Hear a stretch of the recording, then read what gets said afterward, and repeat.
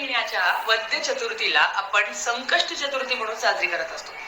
पण आता अधिक महिना आलेला आहे. अधिक महिन्यातील प्रत्येक तिथी ही तेवढीच महत्वाची आहे.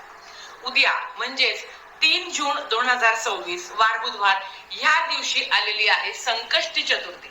आता अधिक महिना म्हटलं आणि त्यात चतुर्थी म्हटलं तर आपल्याला सेवा किंवा दान धर्म उपाय करायचे आहे.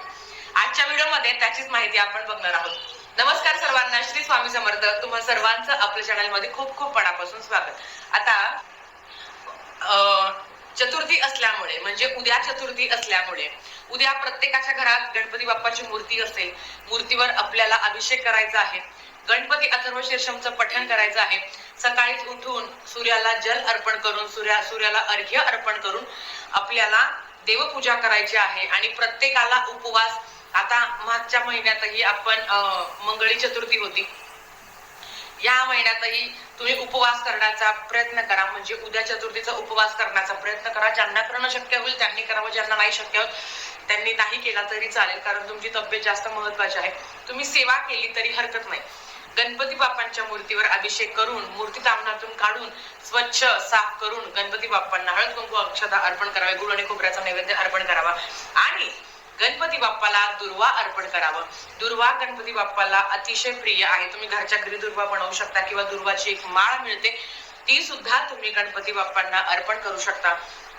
जर एक दुर्वा तुम्हाला अर्पण करायचा असेल तर ती हातात घ्यावी आणि दुर्व्याचा जो समोरचा भाग आहे, जो देठाचा भाग आहे, त्याला तुम्ही हळद कुंकू लावावी आणि आपल्या उजव्या हातात घेऊन एक वेळा गणपती अथर्व शीर्षमचं पठण करावं आणि ते तुम्ही गणपती बाप्पांच्या चरणी ते जी काही दुर्वा आहे ती तुम्हाला अर्पण करायची आहे. ज्यांना 120 दिवसाची सेवा करण्याची इच्छा आहे, 121 दिवसाची सेवा करण्याची इच्छा आहे, जी रोज 120 वेळा आपण पठण करत असतो तो मंत्र, ती पण सेवा तुम्ही करू शकता. पण नाही तर उद्याच्या दिवस गणपती अथर्व शीर्षमचं पठण करावं. गणपती स्तोत्र खूप सुंदर आहे. बऱ्याच वेळा कमेंट्स येतात की ताई माझ्या मुलांचं ना अभ्यासात लक्ष लागत नाही. बघा, जो प्रामाणिकपणे अभ्यास करत असतो ना, परमेश्वराची कृपा त्याच्याकडे असतेच. पण गणपती स्तोत्र, गणपती अथर्व शीर्षम हे रोज मुलांकडनं ऐकून घ्यावं. ते ऐकून त्यांचं सुद्धा पाठ होईल आणि नक्कीच त्यांचं मन एकाग्रता होण्यास मदत होईल. आणि गणपती स्तोत्रामध्ये पण सांगितलंय, विद्यार्थी लभते विद्या, धनार्थी लभते धनम, पुत्रार्थी लभते पुत्रान, मोक्षार्थी लभते गती. गणपती स्तोत्रम अतिशय सुंदर आहे आणि नक्कीच त्याची तुम्ही उपासना उद्या करावी. 11 वेळा पठण केलं तरी चालेल आणि 1 वेळा गणपती अथर्व शीर्षमचं पठण केलं तरी चालेल. ज्यांना गणपती अथर्व शीर्षम पाठ आहे त्यांनी 11 वेळा गणपती अथर्व शीर्षम म्हणा आणि 1 वेळा तुम्ही गणपती स्तोत्र म्हणू शकता. तुम्हाला जसं जमेल तसं तुम्ही करण्याचा प्रयत्न करा. त्याच्याच बरोबर उद्या गणपती बाप्पांना तुम्ही मोदकाचा नैवेद्य अर्पण करू शकता.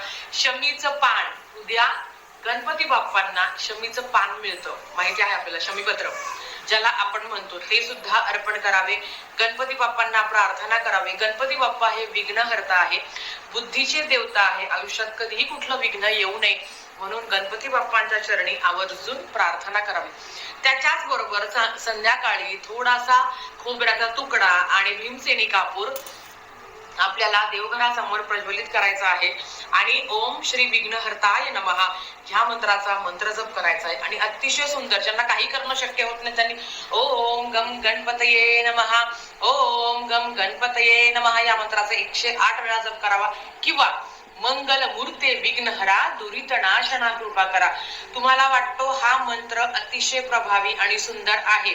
आपल्याला आपण पौर्णिमेला आपल्या कुळदेवीची उपासना केली, सत्यनारायण केलं, भगवान श्रीहरी विष्णूंची सेवा आपल्या घरात चालू आहे.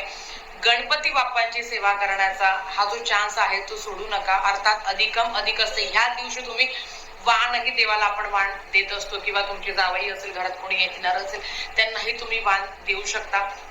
किंवा देवाला, मग रामाला आहे किंवा तुमची जी कुळदेवी आहे तुम्ही त्यांना पण वाण लावू शकता. वाण देणं म्हणजे काय माहिती आहे, बत्तासे किंवा तांब्याचे एक दीपदान तुम्ही करू शकता. ह्या दिवशी दानाला सुद्धा अनन्यसाधारण महत्व आहे.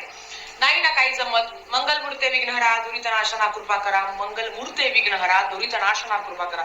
अतिशय सुंदर हा मंत्र आहे, याचं आवर्जून पठण करावं. आता ताई बऱ्याच लोकांचं सत्यनारायण चालू आहे, मग ताई हे सत्यनारायण कसं करावं? तर उपवास तुम्हाला आहे, तुम्ही ज्या पद्धतीने आपण सत्यनारायण करतो ना तसंच रोज करायचं. म्हणजे ज्यांचे 5 दिवस आहे, ज्यांचे 7 दिवस आहे, जे काही असेल प्रत्येकाच्या यथाशक्ती आपण सेवा करत आहे. तर शिराचा नैवेद्य तुम्ही बाळकृष्णाला शिराचा नैवेद्य अर्पण करू शकता. आणि खाली जे काही वरुण देवता आहे, कुलदेवी आहे आणि गणपती बाप्पा आहे, त्यांना तुम्ही खडी साखरेचा नैवेद्य अर्पण करून तुम्ही तुमच्या घरात जर जी काही सेवा चालू आहे किंवा ते आम्हाला 1 दिवसाचं करायचं आहे, त्या म्हणजे पौर्णिमेच्या कालावधीत नाही करायला जमलं तर तुम्ही ह्या अधिक मासामध्ये कधीही तुम्ही सेवा करू शकता. नक्कीच अधिकम अधिक असते, जेवढी जास्त सेवा कराल तेवढं जास्त कर्मफळ आपल्याला मिळेल. आणि मी तेच सांगते, या सगळ्या सेवा करून तुम्ही खूप श्रीमंत व्हाल आणि तुम्हाला खूप पैसा मिळेल असं नाही, पण नक्कीच आपल्याला छान वाटतं, मन प्रसन्न असतं आणि एकाग्रता होते, चांगले विचार मनात येतात आणि जेव्हा चांगले विचार मनात येतात तेव्हा आयुष्यात सगळं चांगलं घडतं. तर आजच्यासाठी फक्त इतकं झालेली सेवा स्वामींच्या चरणी मी रुजू करते आणि आजचा व्हिडिओ इथेच थांबवते. आवडला असेल तर लाईक शेअर सबस्क्राईब करा. भेटूया परत अशाच एका नवीन व्हिडिओ सोबत. तोपर्यंत श्री स्वामी समर्थ.